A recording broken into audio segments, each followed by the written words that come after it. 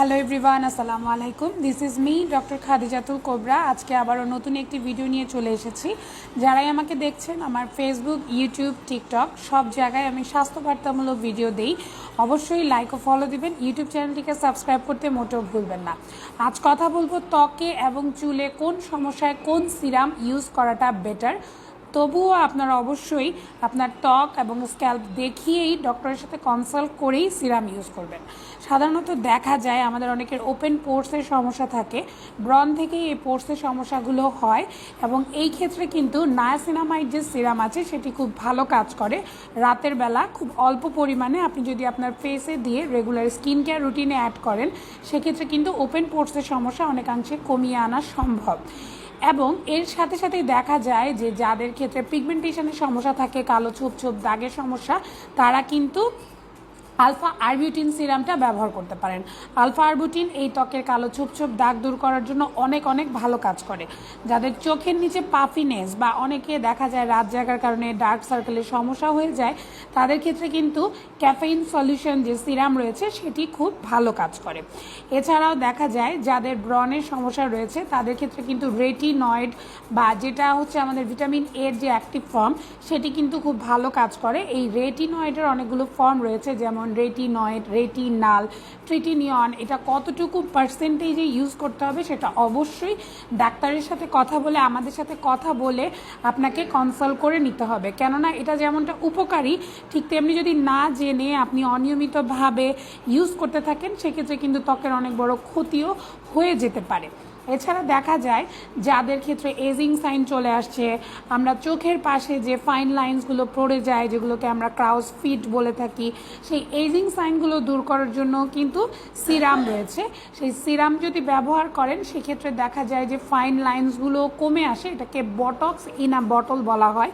ওই সিরামটি ইউজ করলে কিন্তু দেখা যায় আপনি একটু পানির মতো, সিরামটা মোটেও তেল তেলে না। আপনি রাতের বেলা ইউজ করলেন, সকালের দিকে দেখা যায় যে ফাইন লাইনটা অনেকটাই কম বোঝা যাচ্ছে।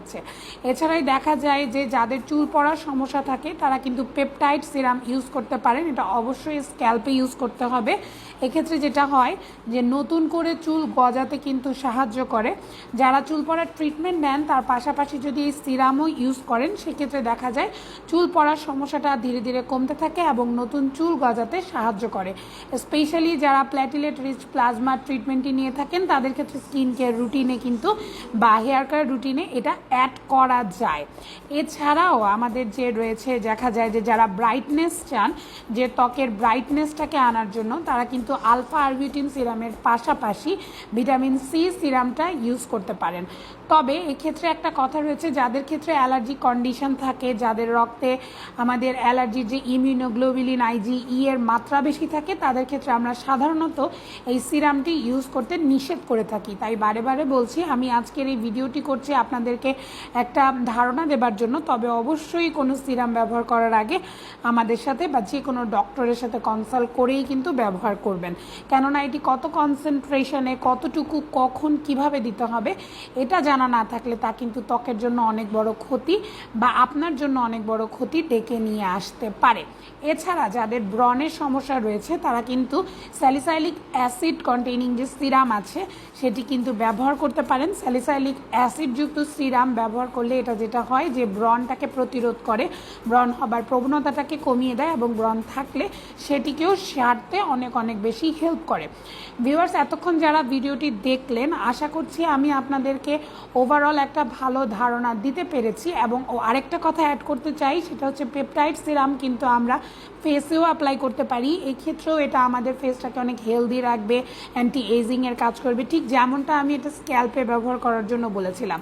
আজকের ভিডিওটি আর না বাড়িয়ে এখানেই শেষ করছি। যদি আপনাদের কোনো কোয়েশ্চেন্স থাকে অবশ্যই আমাকে কমেন্ট করে জিজ্ঞেস করবেন, আমি আপনাদেরকে উত্তর দেওয়ার যথাযথ চেষ্টা করব। সবাই ভালো থাকবেন, সুস্থ থাকবেন এবং নিরাপদে থাকবেন। সবাইকে আসসালামু আলাইকুম, খোদা হাফেজ।